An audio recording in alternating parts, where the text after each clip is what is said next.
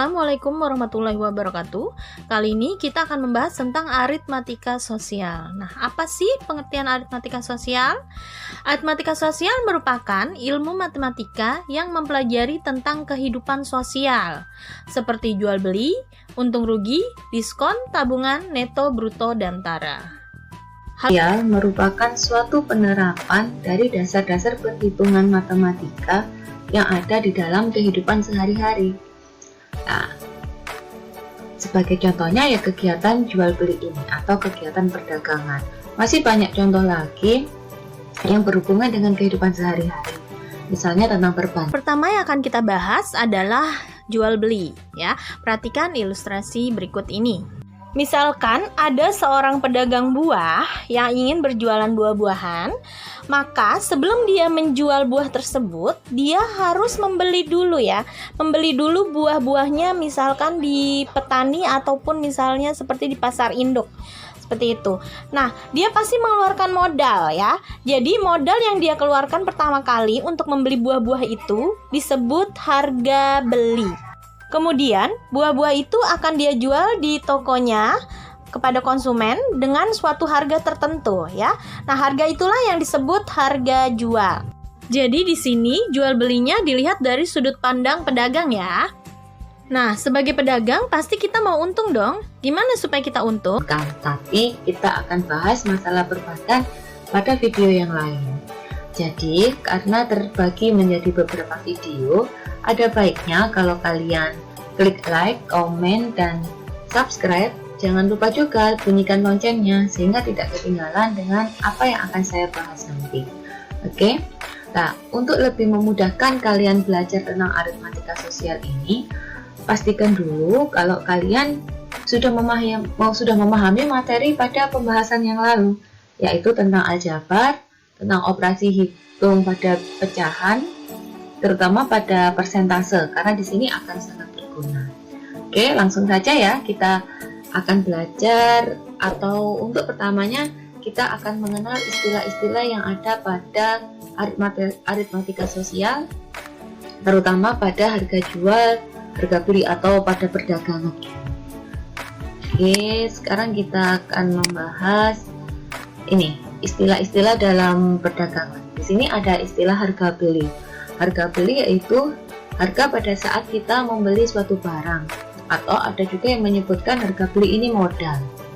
Nah, kalau harga jual itu merupakan harga pada saat kita menjual suatu barang. Nah, karena ada harga beli, ada harga jual, maka nanti akan terjadi untung, rugi, atau impas. Nah, untung ini merupakan selisih antara harga beli dan harga jual, di mana harga jualnya lebih besar daripada harga beli.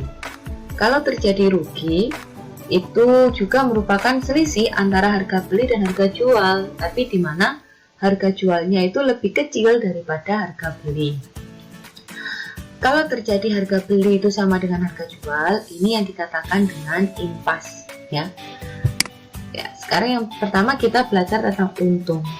Dikatakan untung tadi apabila harga jualnya lebih besar daripada harga beli. Sehingga untuk mencari besar untung itu bisa dengan harga jual dikurangi dengan harga beli. Nah, dari persamaan ini, untung itu sama dengan harga jual dikurangi harga beli. Maka kalau ada pertanyaan tentukan harga jual, maka bisa kita cari dari harga beli ditambah dengan untung. Kalau ditanyakan berapa harga belinya dan diketahui harga jual dan untung, maka harga beli bisa dicari dari harga jual dikurangi dengan untung. Nah, biasanya untung ini juga ditanyakan dalam bentuk persentase. Nah, untuk mencari persentase untung itu sama dengan harga jual dikurangi harga beli per harga beli dikalikan 100% ya. Atau bisa dikatakan bahwa persentase untung itu sama dengan untung dalam bentuk rupiah per harga beli kali 100%. Nah, kalau merubah untung yang bentuk persen ke dalam untung yang bentuk rupiah, nah, itu bisa menggunakan persentase untung per 100 dikalikan harga beli. Nah, coba dilihat di sini.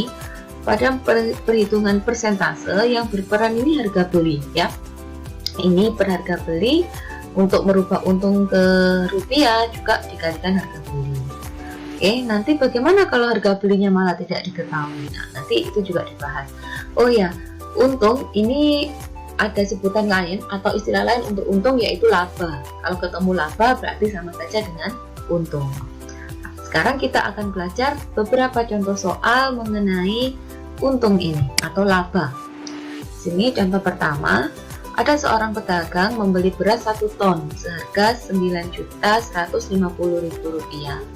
Beras itu dijual kembali dengan harga 9.500 per kilogram.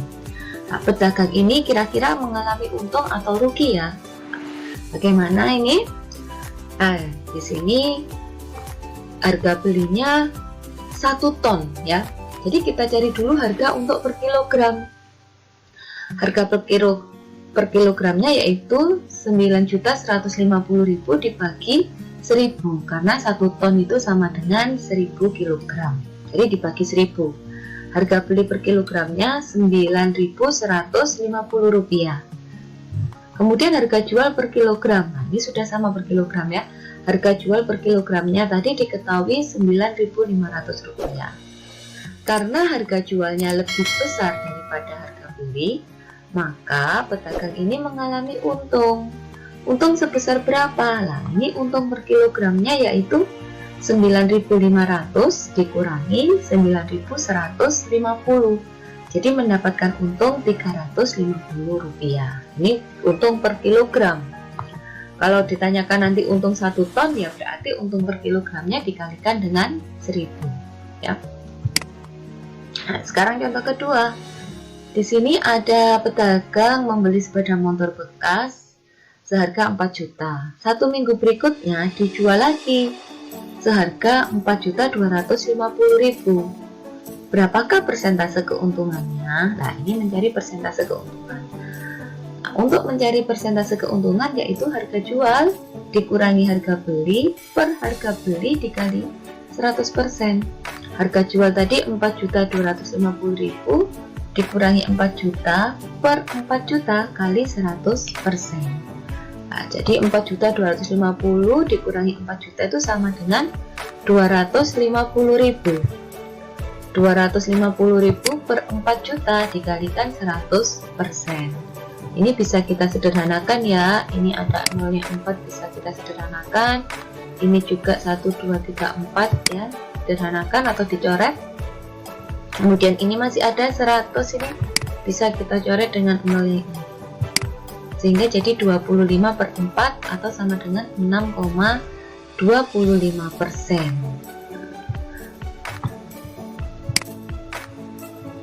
Nah, ini kan sudah ya persentase untungnya. Yang berperan harga beli ya, per harga beli ini. Jangan terbalik karena akan menghasilkan yang berbeda. Sekarang contoh berikutnya. Ini Pak Budi menjual rumah dengan keuntungan 15%. Harga mula Pak Budi membeli rumah tersebut Rp300 juta. Berapa harga jual? Di sini keuntungannya dalam bentuk persen. Di sini harganya kan ya pasti rupiah karena harga. Kita tahu bahwa harga jual itu sama dengan harga beli ditambah dengan untung. Tapi di sini untungnya persen. Jadi persen ini tidak bisa dijumlahkan dengan rupiah. Sehingga untung yang dalam bentuk persen harus kita rubah ke bentuk rupiah. Caranya seperti ini, 15/100 kali harga beli. Ingat ya, yang berperan harga beli. Di 15/100 kali 300 juta. 15/100 kali 300 juta itu sama dengan 45 juta. Sehingga harga jual dari rumah itu yaitu 300 juta ditambah 45 juta sama dengan 345 juta rupiah. Ini harga jualnya. Harga jual itu harga beli ditambah untung. Oke, berarti harga jualnya harus lebih besar daripada harga beli atau modal yang kita keluarkan. Tapi tidak menutup kemungkinan juga bahwa kita bisa mengalami kerugian jika harga jualnya lebih rendah daripada harga beli. Sebagai contoh, seorang pedagang membeli buah mangga sebanyak 50 kg di pasar induk dengan harga Rp500.000. Kemudian, mangga tersebut dijual kembali dengan harga Rp15.000 per kilogramnya. Berapa keuntungan atau kerugian pedagang? Bisa kita lihat di sini, berarti harga belinya atau modalnya adalah Rp500.000, sedangkan harga jualnya adalah Rp15.000 dikali 50 kg ya. Jadi kita dapatkan harga jualnya adalah Rp750.000. Nah, kalau kita lihat di sini berarti harga jualnya lebih besar daripada harga beli, maka pedagang tersebut mendapatkan untung. Ya, berapa keuntungannya? Berarti caranya adalah kita kurangkan harga jual dengan harga beli. Jadi kita dapatkan Rp750.000 dikurang Rp500.000, maka keuntungannya adalah Rp250.000. Contoh selanjutnya, Pak Rudi membeli sebuah sepeda dengan harga Rp1 juta. Ternyata sepeda tersebut perlu diperbaiki dan mengeluarkan biaya Rp200.000. Setelah beberapa waktu, sepeda tersebut dijual kembali dengan harga Rp1.100.000. Berapa keuntungan atau kerugian Pak Rudi? Dari soal diketahui harga belinya adalah Rp1 juta, sedangkan biaya perbaikan itu juga termasuk dari modal. Maka kita masukkan ke dalam harga beli. Jadi Rp1 juta ditambah Rp200.000, maka harga beli totalnya adalah Rp1.200.000. Sedangkan harga jualnya adalah Rp1.100.000. Bisa kita lihat di sini harga jualnya lebih kecil daripada harga beli. Maka Pak Rudi mengalami kerugian ya. Nah, berapa kerugiannya? Berarti kita mencari rugi adalah harga beli dikurang harga jual. Ya, jadi Rp1.200.000 dikurang Rp1.100.000, maka kita dapatkan kerugiannya adalah Rp100.000. Selanjutnya, kita beralih ke persentase untung dan rugi, ya. Jadi biasanya untung dan rugi itu suka disebutkan dalam bentuk persen, ya. Nah, untuk mencari persen untung itu caranya adalah jumlah untungnya dibagi harga beli dikali 100%.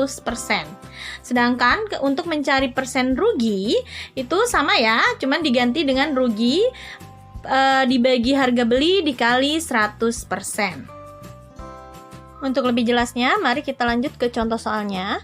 Sebuah barang dibeli dengan harga Rp1.250.000 dan dijual lagi dengan harga Rp1.400.000. Persentase keuntungannya adalah 10%, 11%, 12%, atau 13%. Bisa kita lihat di sini harga jualnya lebih besar daripada harga belinya ya, berarti dia mendapatkan untung ya, otomatis. Nah, kita cari dulu berapa untungnya. Berarti untungnya adalah harga jual dikurang harga beli. Jadi Rp1.400.000 dikurang Rp1.250.000, maka kita dapatkan untungnya adalah Rp150.000 ya. Lalu kita cari persen untungnya tadi ya. Untung per harga beli dikali 100%, berarti Rp150.000 per Rp1.250.000 dikali 100%. Ya, kita bisa coret nolnya 4 ya, berarti 15 kali 100 1.500 dibagi 125, maka kita dapat persen untungnya adalah 12%.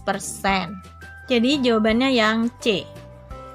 Sekarang kita lanjut mencari harga jual dan harga beli jika diketahui persentase untung atau rugi. Kita mulai dengan rumus mencari harga jual dulu ya. Jika diketahuinya persentase untung, maka harga jual adalah 100 ditambah persen untung per 100 dikali harga beli. Ya, jadi kalau untung 100 ditambah persen untung. Nah, gimana kalau rugi? Kalau rugi itu bedanya, kalau untung ditambah maka kalau rugi dikurang ya. Jadi jika diketahui persentase rugi, harga jual sama dengan 100 dikurang persen rugi per 100 dikali harga beli. Lalu bagaimana rumus mencari harga beli? Nah, ini sebenarnya hanya kebalikan dari rumus sebelumnya aja ya. Jadi jika diketahui persentase untung, maka harga beli adalah 100 per 100 ditambah persen untung dikali harga jual ya. Jadi bisa kita lihat mereka cuma dibolak-balik aja. Tadinya 100 ada di bawah, maka menjadi di atas. Nah, 100 plus persen untungnya tadinya di atas jadi ke bawah. Terus harga beli dan harga jualnya juga tukeran tempat aja, seperti itu ya. Lalu jika rugi berarti harga beli sama dengan 100 per 100 dikurang persen rugi dikali harga jual. Kita lanjut ke contoh soalnya aja. Harga pembelian sebuah roti Rp5.000. Roti tersebut dijual dengan keuntungan 15%. Harga penjualan 100 buah roti adalah, ya, di situ nanti ada option jawaban dari A sampai D. Oke, kita akan cari jawabannya. Karena yang ditanyakan adalah harga jual, berarti kita pakai rumus mencari harga jual ya. Harga jual sama dengan, karena dia untung, berarti 100 ditambah persen untung. Berarti 100 ditambah 15 per 100 dikali harga belinya adalah 5.000 ya. Nah, 5.000 dengan 100-nya bisa kita coret ya, nolnya 2 ya. Berarti tinggal 50. Lalu berarti harga jualnya adalah 100 tambah 15, 115 dikali 50. Jadi kita dapatkan adalah harga satu buah rotinya adalah harga jualnya Rp5.750. Nah, karena yang ditanyakan adalah harga jual 100 buah roti, berarti kita tinggal kali 100 aja ya. 5.750 dikali 100, maka jawabannya ada yang B, Rp575.000. Contoh soal berikutnya. Pak Hamid menjual sepeda motor seharga Rp10.800.000 dengan kerugian 10%. Harga pembelian motor Pak Hamid adalah, di sini yang ditanya adalah harga beli ya. Berarti karena yang ditanya harga beli, lalu yang diketahui adalah persen rugi, berarti rumusnya adalah 100 per 100 dikurang persen ruginya, jadi 100 dikurang 10 dikali harga jualnya adalah Rp10.800.000 ya. Nah, 100 dikali 10.800.000 berarti menjadi 1.080.000.000 dibagi 100 dikurang 10 berarti 90. Maka kita dapatkan harga belinya adalah Rp12 juta. Jadi jawabannya yang A. Tentang aritmatika sosial, yaitu materi pada kelas 7 di semester ke-6. Nah, khusus pertemuan ini kita akan belajar tentang bruto, neto, dan tara. Pembahasan ini merupakan kelanjutan dari pembahasan sebelumnya. Jadi, masih banyak lagi pembahasan nanti yang akan saya bahas, sehingga biar tidak ketinggalan, kalian klik like, komen, dan subscribe. Jangan lupa juga untuk bunyikan loncengnya ya. Nah, di sini kita akan belajar tentang yang pertama pengertian bruto, neto, dan tara. Kemudian kita belajar tentang persentase tara. Kita juga belajar tentang hubungan dari bruto, neto, dan tara ini. Selain itu, di akhir penjelasan nanti ada beberapa contoh soal sehingga memudahkan kalian untuk berlatih dan mengerjakan tugas-tugas tentang bruto, neto, dan tara. Nah, biar lebih cepat kita ketemu dengan materi ini, kita langsung simak ya. Apa ini bruto, neto, dan tara? Nah, biar punya gambaran tentang apa itu bruto, neto, dan tara, di sini ada beberapa kemasan ya. Ada kemasan beras, ada juga kemasan buah.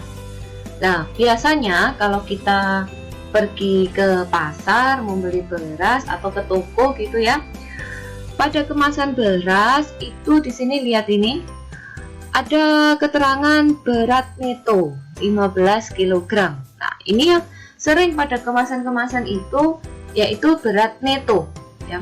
Tidak hanya beras, ada gula, bahkan camilan kita, makanan-makanan kecil, makanan ringan itu juga disertai keterangan neto ya. Kemudian kita geser ke sebelah kanan. Di sini juga ada karung beras, tapi bedanya di sini dicantumkan brutonya. Di sini ada bruto 15 kg dan netonya 14,99 kg. Nah, selain ini ada juga buah yang dikemas dalam peti. Ini ada buah yang dikemas dalam peti ya. Biasanya di tutupnya atau di bagian box kiri atau kanannya juga ada keterangan berat neto. Itu yang sering kita jumpai, yaitu kemasan yang ada berat netonya. Tidak hanya makanan, sabun juga ada netonya, minyak goreng ada netonya. Nah, apa sih neto ini? Yuk, nah ini pengertian dari bruto, neto, dan tara. bruto itu merupakan berat kotor suatu produk, ya. Kalau neto itu berat bersih suatu produk. Tara ini adalah berat pembungkusnya atau kemasan suatu produk. Biar lebih paham, di sini di gambar ini yang bawah, yang dinamakan bruto ini yang diberi keterangan satu, yaitu buah jeruknya ini ada di dalamnya peti. Nah, kalau ini petinya ditutup, ditimbang, itu yang disebut berat bruto. Yaitu apa berarti? Berarti bruto itu berat isinya sekaligus dengan berat kotaknya. Jadi berat jeruknya sekaligus dengan kotaknya. Berat isinya sekaligus dengan kemasannya. Itu yang disebut dengan bruto. Kemudian kalau nomor 2, inilah yang disebut neto. Hanya jeruknya saja atau hanya isinya saja, berat isinya, itu yang disebut dengan neto. Kemudian yang nomor 3, di sini ada keterangan nomor 3, ini hanya kotaknya saja, petinya saja. Ini yang disebut tara. Tara yaitu hanya berat pembungkus atau kemasannya saja. Jadi bisa disimpulkan berat bruto itu beratnya isi ditambah dengan beratnya kotak, beratnya kemasan. Kalau neto itu hanya berat isinya saja. Yang kalau tara itu berarti berat pembungkusnya saja. Nah, paham kan? Sekarang kita belajar hubungannya. Apa sih hubungan bruto, neto, dan tara? Tadi sekilas itu juga sudah kita sebutkan bahwa bruto itu merupakan berat isi ditambah dengan kemasannya. Nah, di sini kan ini hubungannya bahwa bruto itu sama dengan tara ditambah neto, atau neto ditambah tara, atau berat isinya ditambah dengan kemasannya. Itu yang disebut dengan bruto. Di sini ada ya ilustrasi gambar ini brutonya. Ada sekarung beras, ini berarti karungnya ini ada isi berasnya, itu yang disebut bruto. Nah, kalau tara ini ada karung kosong. Nah, tara itu hanya karungnya saja atau kemasannya saja. Kemudian neto, nah ini gambarnya berasnya saja, berarti berat isinya saja, hanya berat berasnya, tidak pakai dikantongi, itu neto. Nah, dengan satu hubungan ini bisa dibolak-balik. Kalau nanti ditanyakan berapa netonya, berarti bruto dikurangi tara, itu neto. Seperti di gambar ini ya, yang bawah, samping kanan bawah ini, bruto dikurangi tara itu sama dengan neto. Jadi kalau ada kotak, kotak dengan isinya, dengan buah jeruk ini dikurangi dengan kemasannya saja atau kotaknya saja, berat kemasannya, maka akan kita dapatkan berat isinya, ya. Kalau mencari tara itu berarti bruto dikurangi neto. Nah, tara itu bruto dikurangi neto, jadi beratnya kemasan itu bisa dicari dari berat kotornya dikurangi berat isinya. Nah, itu yang disebut dengan tara. Nah, sekarang persentase tara. Tara itu tadi dirumuskan sebagai bruto dikurangi neto, atau berat kotor dikurangi dengan berat isinya. Nah, biasanya tara ini dicantumkan dalam bentuk persentase. Nah, bagaimana mencari persentase tara? Persentase tara ini bisa dicari dari bruto dikurangi tara dibagi bruto dikalikan dengan 100%. Ya. Merubah persentase tara ke satuan berat. Nanti di soal tara itu banyak dituliskan dalam bentuk persen. Nah, padahal bruto dan neto itu dengan satuan berat, dengan kilogram, dengan gram. Berarti kan kalau kita nanti menjumlahkan atau mengurangi satuan berat dengan persen, nah persennya ini harus kita rubah dulu ke bentuk satuan berat. Nah, caranya seperti ini. Untuk merubah persentase tara ke satuan berat, yaitu persentase tara per 100 dikalikan dengan bruto. Nanti hasilnya sudah berubah taranya ke bentuk satuan berat. Agar lebih jelas, kita coba di contoh yang pertama. Nah, contoh yang pertama ini kita pakai gambar yang tadi ya, bahwa ada kemasan beras yang mencantumkan brutonya 15 kg dan netonya 14,9 kg. Ada bruto, ada neto. Yang ditanyakan berapakah berat karung berasnya tersebut, berapa berat kemasannya, hanya karungnya. Nah, tadi dibahas bahwa berat kemasan atau tara itu sama dengan bruto dikurangi tara. Sehingga, oh maaf, saya ada salah di sini, bahwa berat kemasan itu bruto dikurangi neto. Ini salah ya, maaf.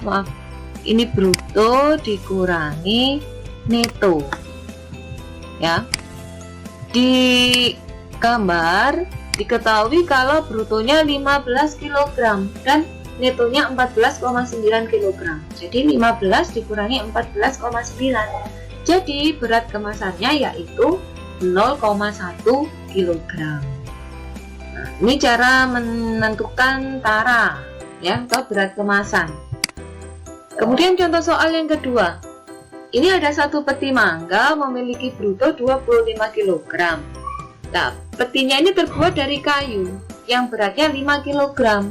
Berapakah berat bersih mangga? Nah, ini berat bersih berarti neto. Neto itu bruto dikurangi tara, yaitu 25 kg dikurangi dengan 5 kg. Sehingga ketemu bahwa netonya itu 20 kg. Sekarang contoh soal yang menggunakan persentase tara. Ya, diketahui di soal bahwa ada peti jeruk dengan keterangan bruto 20 kg dan persentase taranya 10%. Berapakah netonya atau berapakah berat bersih? Nah, di sini kalau mencari neto kan bruto dikurangi tara. Berhubung taranya ini dalam bentuk persen, maka harus kita rubah dulu. Bentuk persen ini kita rubah ke satuan berat. Nah, dengan cara seperti ini, persentase tara per 100 dikalikan bruto. Jadi 10 per 100 kali 20 kg. Nah, di sini ada yang bisa disederhanakan, kita sederhanakan saja biar lebih mudah menghitungnya dengan angka yang sederhana. Nah, tinggal 20 dibagi 10. 20 dibagi 10 yaitu 2. Jadi taranya 2 kg. Maka netonya itu sama dengan bruto dikurangi tara, yaitu 20 kg dikurangi 2 kg sama dengan 18 kg. Nah, kita belajar ke contoh soal berikutnya lagi. Ada satu karung beras bertuliskan brutonya itu 25 kg dengan tara 0,5 kg. Berapa persentase taranya? Sekarang ditanyakan berapa persentase tara. Taranya sudah diketahui dalam satuan berat yaitu 0,5 kg. Untuk mencari persentase tara yaitu bruto dikurangi tara per bruto kali 100%. Berhubung sudah ada di soal itu tara dalam bentuk kilogram, maka kita tidak mengurangi yang ini ya, langsung kita pakai 0,5 per 25 dikalikan 100%. Jawabannya yaitu 2 kg. Jadi taranya ada 2 kg. Ini sekarang contoh soal berikutnya. Semakin banyak contoh, jadi nanti kalau mengerjakan tugas-tugas yang berhubungan dengan bruto neto tara akan semakin mudah ya, karena banyak contoh yang sudah kita bahas. Nah, di contoh berikutnya ini diketahui suatu kaleng makanan ringan bertuliskan tara 15%. Jadi yaitu 0,3 kg taranya. Berapakah bruto dalam satu kaleng makanan ringan ini? Nah, karena taranya ini ada persen dan ada kilogram, tapi kita tidak ada brutonya, maka untuk mencari bruto kita menggunakan rumus persentase tara, yaitu 15 per 100 dikalikan bruto.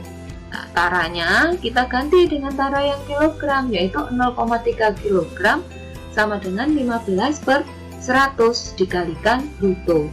Karena ini bentuk perkalian, Maka untuk mencari bruto yaitu 0,3 kg dibagi 15/100 ya. Kalau perkalian itu untuk mencari salah satu unsurnya dengan pembagian ya. Karena ini pembagian pecahan maka berubah menjadi perkalian dan pembaginya ini dibalik. Jadi 0,3 dikali 100/15, maka brutonya itu sama dengan 2 kg. Nah, kan sudah banyak jenis soal yang kita pelajari. Nah, ini ada bruto neto tara yang dihubungkan dengan harga beli. Nah, ini contoh terakhir nih. Ada pembuat roti ini membeli sekarung beras dengan bruto 50 kg dan taranya 1%. Jika ini harga beras ya, bukan harga tepung. Jika harga berasnya itu Rp6.000 per kilogram, berapa yang harus dibayarkan oleh pembuat roti? Ya, ini Rp6.000 per kilogram. Oke, ini Rp6.000 per kilogram, dan ini saya ganti bukan harga tepung tapi harga beras.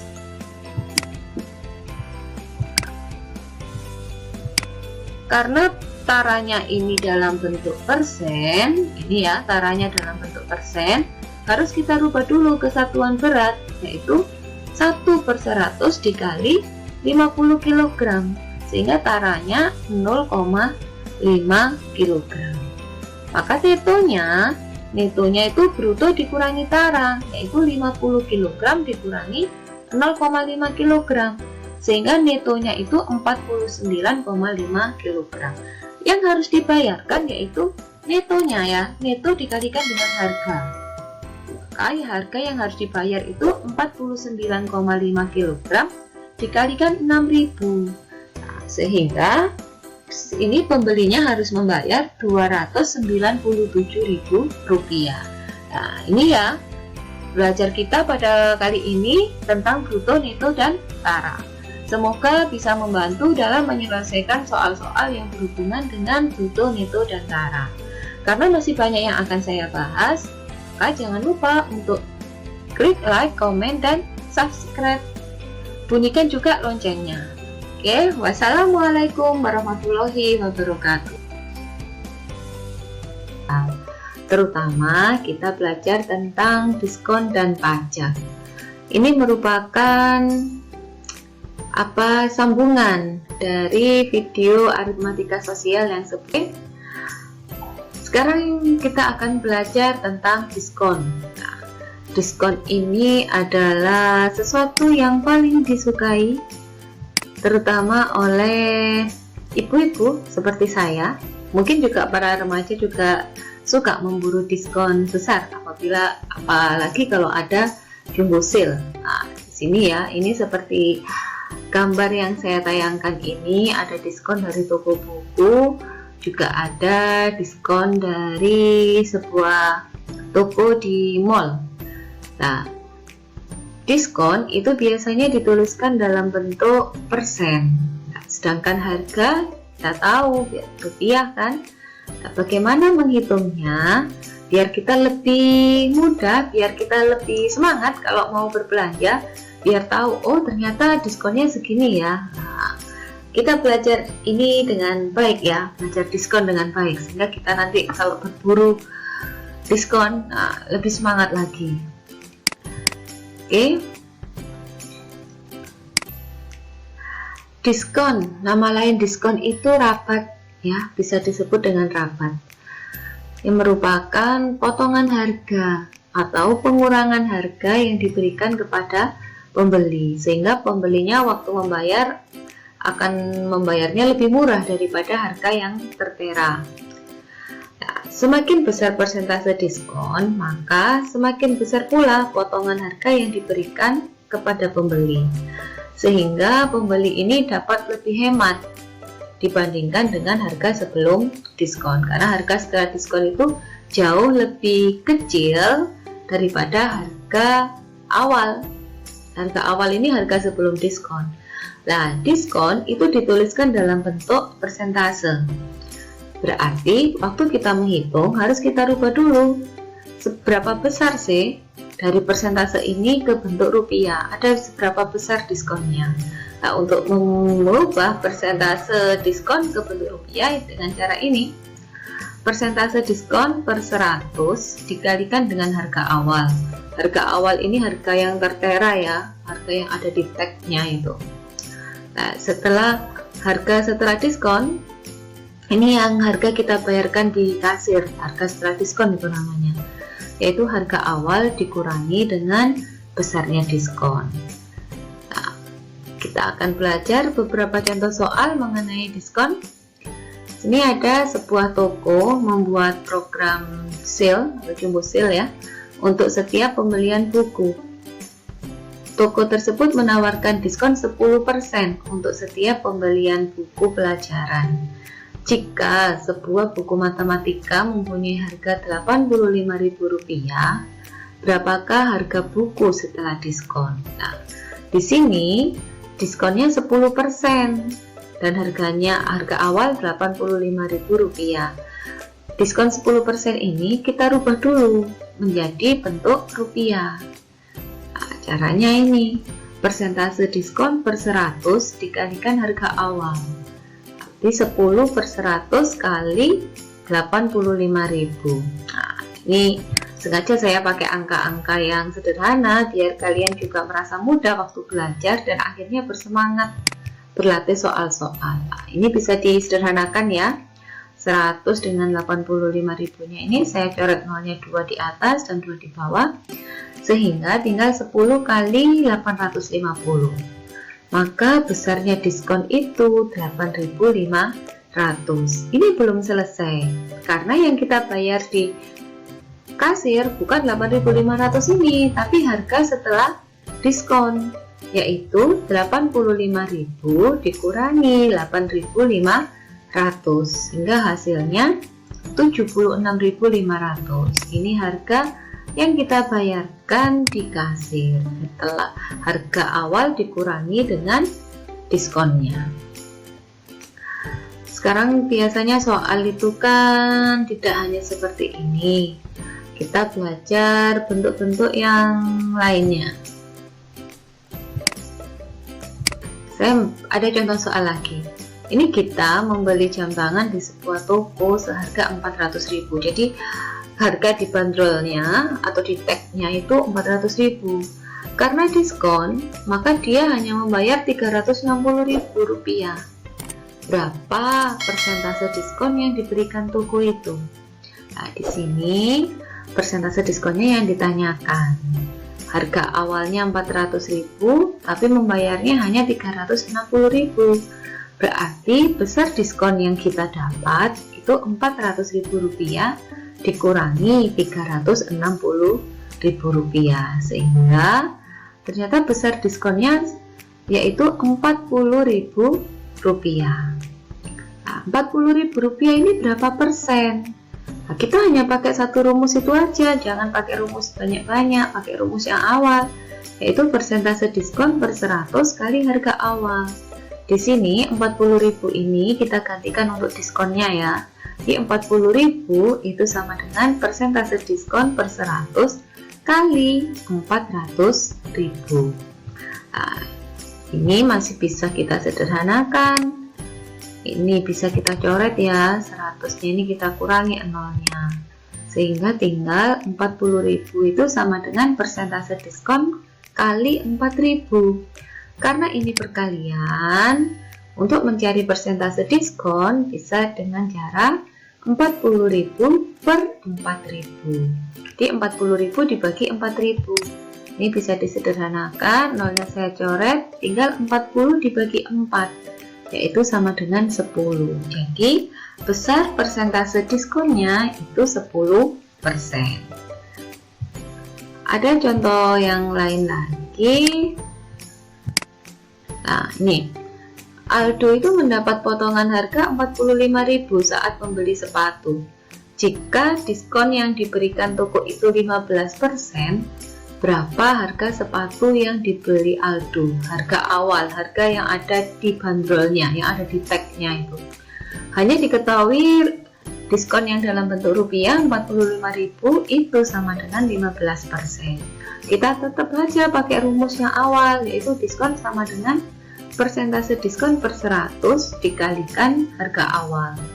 Nah, di sini berarti 45.000 itu sama dengan 15 per 100 kali harga awal.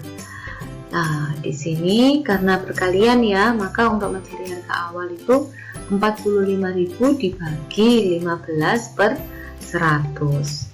Karena pembagian pecahan, ya, pembagian pecahan, maka dirubah ke bentuk perkalian dan pembaginya dibalik, jadi 100 per 15. Harga awal bisa dihitung dari 45.000 dikali 100 per 15. Nah, di sini bisa disederhanakan 15 sama 45.000 bisa dicoret, jadi tinggal 3.000.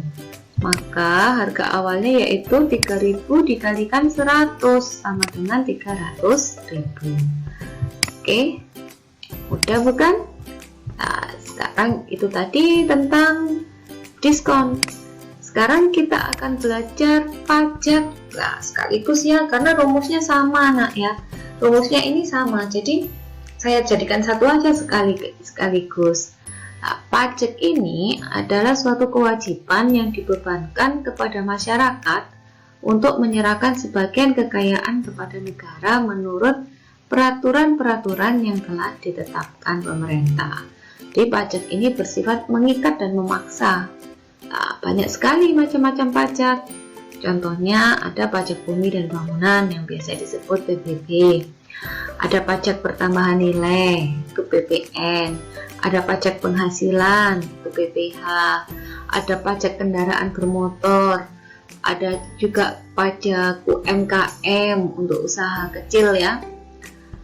Nah, masih banyak lagi pajak-pajak yang lain yang sering kita jumpai di soal-soal di kelas 7, yaitu tentang pajak pertambahan nilai dan pajak penghasilan.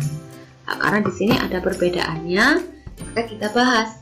Nah, pajak itu biasanya dituliskan dalam bentuk persentase, sama seperti diskon tadi. Dia dituliskan dalam bentuk persentase, maka dari persentase itu kita ubah menjadi bentuk rupiah. Caranya bagaimana? Sama dengan diskon, yaitu persentase pajak per 100 dikalikan harga barang. Nah, kalau ini saya tuliskan harga barang, ini biasanya untuk pertambahan nilai. Kalau nanti untuk menghitung pajak penghasilan, maka dia bukan dikali harga barang, tapi dikali gaji yang kena pajak ya, atau penghasilan yang kena pajak. Untuk lebih jelasnya ada beberapa contoh ya. Nah, di sini dijelaskan pajak penghasilan itu adalah potongan dari gaji pegawai untuk diberikan kepada pemerintah sebagai pemenuhan kewajiban pekerja kepada negara.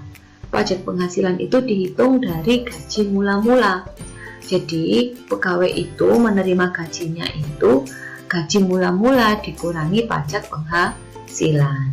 Nah, ini dalam bentuk rupiah semua, padahal pajak tadi dalam bentuk persen, sehingga sebelum mengurangi ini pajaknya harus dirubah ke persen dulu. Seperti contoh ini, gaji Dani itu mula-mula 2 juta. Ia harus membayar pajak penghasilan 5% dari gajinya. Berapa gaji yang diterima Dani? Nah, di sini persen, maka pajak yang persentase ini harus diubah ke rupiah. Caranya ini, persentase pajak kali 100 dikalikan gaji mula-mulanya, yaitu 5 per 100 kali 2 juta. 5 per 100 kali 2 juta ini bisa disederhanakan seperti yang tadi ya, bisa kita coret-coret seperti ini, sehingga pajak penghasilnya 5 kali 20.000 sama dengan 100.000. Sehingga gaji yang diterima Dani itu tidak utuh 2 juta, tapi 2 juta dikurangi 100.000. Jadi yang diterima 1.900.000 rupiah. Ini gaji yang diterima Dani setelah dipotong pajak penghasilan. Nah, tidak hanya seperti ini. Nah, ada lagi ini contoh berbeda. Ini serupa tapi tak sama ini ya. ini Pak Putu ini memperoleh gaji 3 juta per bulan dengan penghasilan tidak kena pajak 1 juta. Jadi yang 1 juta itu bebas dari pajak. Jika diketahui pajak penghasilan atau PPh itu sebesar 10%, berapa gaji yang diterima Pak Putu? Nah, jadi kita harus merubah 10% ini ke bentuk rupiah. Hati-hati, tapi kita nanti mengalihkannya tidak dengan 3 juta, juga tidak dengan yang 1 juta, karena 1 juta tidak kena pajak. Maka kita hitung dulu penghasilan yang kena pajak, yaitu 3 juta dikurangi 1 juta. Maka yang nanti untuk menghitung itu yang kena pajak ini, yaitu 2 juta rupiah. Kita hitung dulu, pajak penghasilannya 10%, berarti 10 per 100 kali 2 juta sama dengan 200.000. Nah, maka penghasilan yang diterima Pak Putu itu 3 juta dikurangi dengan 200.000 sama dengan 2.800.000. Oke, sebentar ini saya tadi menyebutnya sebenarnya pajak penghasilan. Oke, kembali lagi. Sekarang kita belajar pajak pertambahan nilai. Pajak pertambahan nilai yaitu penambahan harga bayar sebagai pemenuhan kewajiban konsumen pada pemerintah. Jadi kalau kita membeli suatu barang, terutama barang elektronik gitu ya, yang kita bayarkan itu lebih mahal daripada harga yang tertera kalau harganya itu belum ditambahi pajak. Nah, jadi harga yang kita bayar itu harga awal ditambah pajak ya. Karena kalau gaji tadi dikurangi, kalau pertambahan nilai ini harga awalnya ditambah. Nah, ini pemakaiannya ya. Ini ada Evana membeli laptop dengan harga Rp3.500.000. Ia dikenakan pajak pertambahan nilai 10%. Berapa yang harus dibayar oleh Evana? Pajaknya dalam bentuk persen, jadi harus kita rubah dulu ke bentuk rupiah. Caranya, persentase pajak per 100 dikalikan harga mula-mula, yaitu 10 per 100 kali 3.500.000. Nah, di sini sama dengan 350.000. Maka yang harus dibayarkan oleh Evana itu 3.500.000 harga mula-mulanya ditambah dengan pajak, yaitu sebesar Rp350.000. Nah, yang dibayarkan sama dengan Rp3.850.000. Oke, demikian belajar kita. Pada kesempatan kali ini kita akan bertemu lagi pada pembahasan aritmatika sosial yang lainnya. Jangan lupa klik like, komen, dan subscribe, juga bunyikan loncengnya agar channel ini berkembang dan bisa membahas banyak soal-soal matematika. Bunga tunggal. Bunga tunggal ini ada pada perbankan ya. Nanti yang akan kita pelajari yaitu pada tabungan dan pada pinjaman. Oke, apa itu bunga tunggal? Nah, kita akan belajar setelah ini. Setelah kalian klik like, komen, dan subscribe. Jangan lupa bunyikan loncengnya juga sehingga tidak ketinggalan dengan apa yang saya bahas pada pertemuan berikutnya. Oke, sekarang kita belajar apa itu bunga tunggal. Bunga tunggal adalah bunga uang yang diperoleh pada setiap akhir jangka waktu tertentu yang tidak mempengaruhi besarnya modal. Jadi besar modalnya ini tetap. Oke.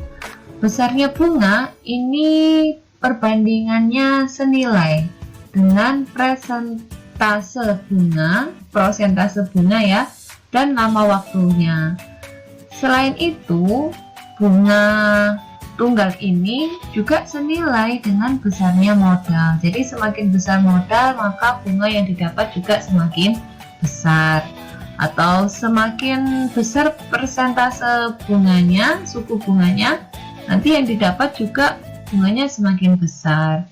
Semakin lama kita menabung, bunga yang didapat juga semakin besar. Ini yang disebut perbandingan senilai. Oke.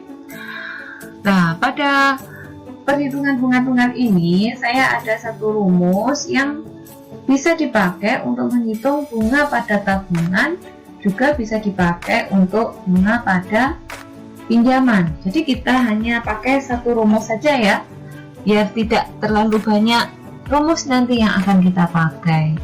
Bagaimana rumusnya? Nah, di sini.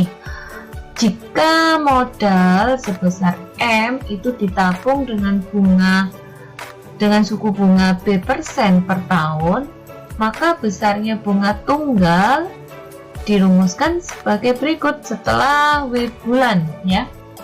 Nah, di sini perhatikan suku bunganya ini per tahun, tapi waktunya lamanya ini dalam bentuk bulan.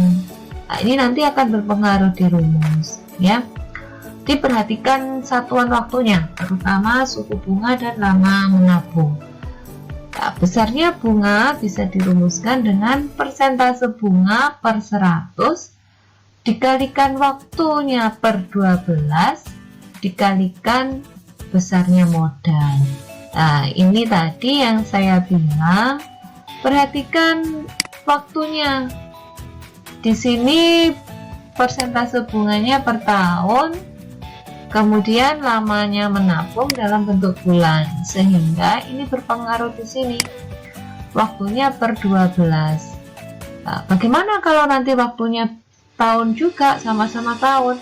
Kalau kita menggunakan rumus ini, maka sebaiknya waktu menabung yang dalam bentuk tahun nanti dirubah dulu ke satuan bulan. Oke? Nah, kan kita sudah bisa mencari besar bunga.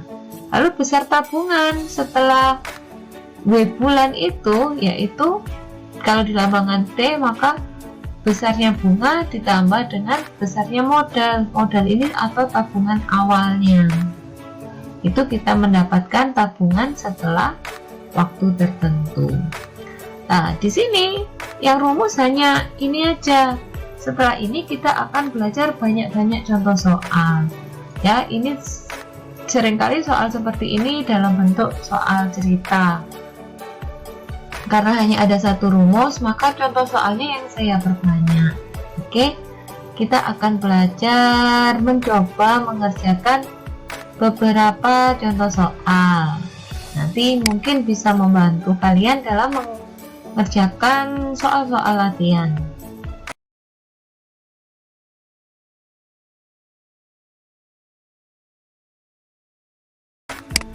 Nah, ini yang pertama. Ara menabung di bank sebesar 2 juta selama 6 bulan. Apabila besar bunga tunggal yang diberikan bank ini 5% per tahun, tentukan yang A besar bunga yang diterima Ara setelah 6 bulan ya. Kemudian besar tabungan Ara setelah 6 bulan. Jadi berapa besarnya? Nah, di sini dia menabung 6 bulan, tapi bunganya per tahun, sehingga nanti waktunya per 12. Kita pakai rumus yang tadi. Bunga yaitu sama dengan persentase bunga per 100 kali waktunya per 12 dikalikan modal atau tabungan awal. Persentase bunga tadi 5% per tahun ya, jadi 5 per 100 kali waktunya yaitu 6 bulan per 12 kali tabungan awal 2 juta. Ini yang bisa kita sederhanakan, dulu, kita coret ini. Nah, bisa. Kemudian 6 dengan 12 sendiri dibagi 6 ya, sehingga 12 dibagi 6 ini 2. Sekarang tinggal 5 kali 20.000 dibagi 2. Itu sama dengan 50.000. Ini mendapat bunganya 50.000. Berapa besar tabungan Ara setelah 0 bulan? Pertanyaannya B, besar tabungan yaitu bunga ditambah tabungan mula-mula, sehingga 50.000 ditambah 2 juta. Tabungan Ara setelah 6 bulan yaitu 2.050.000. Nah, mudah kan? Ya. Sekarang kita ke contoh kedua. Tirta menabung di bank sebesar 500.000.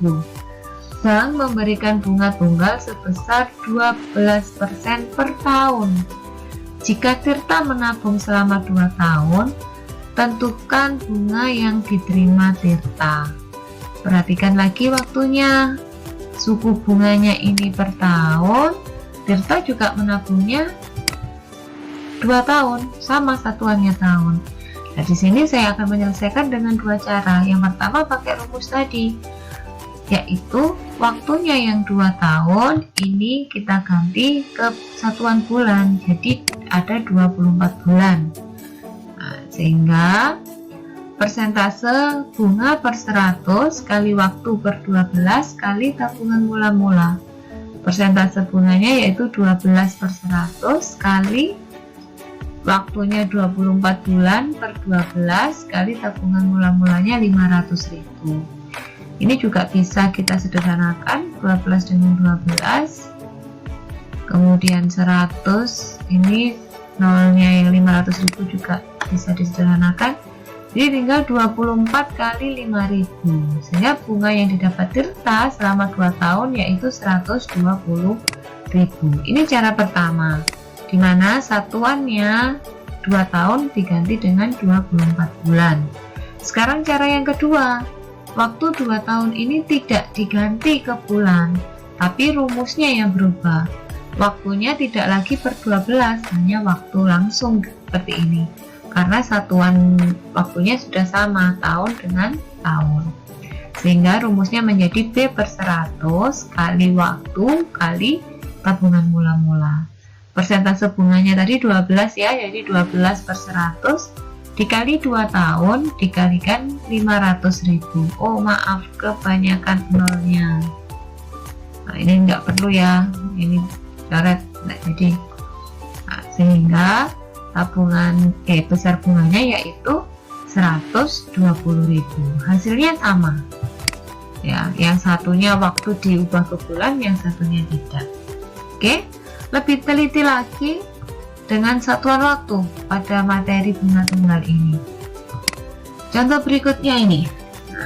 Alfa menyimpan uang di koperasi dengan bunga 8% per tahun. Setelah 1 tahun, Alfa menerima bunga 20.000. Berapakah besar modal simpanan Alfa? Yang ditanyakan berarti modalnya Alfa pertama kali nabung ya, atau tabungan mula-mulanya berapa. Waktunya 1 tahun. Ini waktunya 1 tahun, kita ganti ke bulan, jadi 1 tahun itu sama dengan 12 bulan.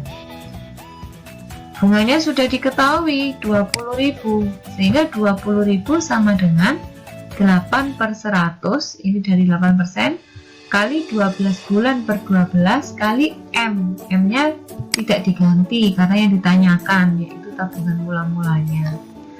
Ini 12 per 12 itu sama dengan 1 ya. Nah, jadi tinggal 20.000 sama dengan 8 per 100 kali M. Maka M itu sama dengan 20.000 dibagi 8 per 100. Pembagian pecahan itu berubah menjadi perkalian. Nah, berubah jadi perkalian ini. Tapi pembaginya dibalik. Jadi 20.000 kali 100 per 8. Sehingga hasilnya 250.000. Nah, ini tabungan awalnya Alfa ternyata 250.000. Dengan satu rumus saja kita bisa mencari tidak hanya bunga, tapi bisa juga mencari besarnya tabungan mula-mula. Ya, hafalkan satu rumus saja, yang lainnya nanti mengikuti. Kita bisa juga kan? Nah, sekarang ini mencari persentase bunga. Contoh yang kelima. Audrey menyimpan uang di bank itu 700.000. Setelah 5 bulan, Audrey mendapat bunga sebesar 43.750. Tentukan suku bunga bank. Nah, tetap kita menggunakan satu rumus yang tadi, bisa digunakan untuk mencari persentase bunga. Karena ini bunganya sudah diketahui 43.750 ya, kita gantikan sama dengan B per 100. B nya tetap B karena yang dicari persentase bunga. Waktunya tadi 5 bulan, maka di sini 5 per 12 kali besarnya tabungan mula-mula yaitu 700.000. Nah, di sini dihitunglah 43.750 sama dengan 35.000 per 12. Nah, kok 35.000? Iya, karena ini nolnya bisa disederhanakan ya. Ini nolnya 2, ini bisa dicoretkan. Nah, jadi 35.000 ini didapat dari 5 kali 7.000. Jadi 35.000 per 12 dikalikan suku bunga. Nah, maka suku bunganya itu sama dengan 43.750 dibagi 35.000 per 12. Pembagian pecahan berubah jadi perkalian, dan pembaginya ini dibalik jadi 12 per 35.000. Hasil akhirnya 15%. Jadi suku bunganya yaitu 15%. Nah, satu rumus bisa untuk mencari itu, bisa mencari persentase bunga, bisa mencari waktu, bisa untuk mencari tabungan mula-mula, ya kan? Nah, sekarang kita belajar bunga tunggal pada pinjaman. Nah, ini seseorang meminjam uang di koperasi sebesar 400.000 dengan bunga 18% per tahun. Jika rencananya akan diangsur tiap bulan selama 5 bulan, tentukan besar angsurannya. Nah, walaupun ini pinjaman, tapi rumus yang kita pakai tetap sama, pakai rumus yang tadi. Ya, persentase bunganya 18%, jadi 18 per 100. Waktunya, nah di sini dia akan mengembalikan selama 5 bulan, maka waktunya 5 per 12. M di sini bukan tabungan lagi, tapi besarnya pinjaman, yaitu 400.000. Nah, setelah dihitung ternyata bunganya 30.000. Jadi selama 5 bulan dia itu membayar bunganya 30.000. Yang ditanyakan besar angsuran. Besar angsuran itu dicari dari ini, besarnya pinjaman ditambah bunga dibagi dengan waktu dia mengangsur berapa lama. Jadi 400.000 ditambah 30.000 bunganya dibagi dengan 5 bulan, dia akan mengangsur 5 bulan. Jadi 430.000 per 5 sama dengan 86.000. Jadi orang ini mengangsur tiap bulannya 86.000 selama 5 bulan. Oke, bagaimana? Mudah bukan? Hanya dengan satu rumus kita bisa mencari banyak hal dengan masalah bunga tunggal di perbankan ini ya. Nah, jangan lupa untuk selalu terus berlatih soal-soal matematika. Oke. Jangan lupa juga untuk klik like, komen, dan subscribe sehingga channel ini bisa berkembang dengan baik. Sampai di sini kesempatan kita untuk belajar kali ini. Wassalamualaikum warahmatullahi wabarakatuh.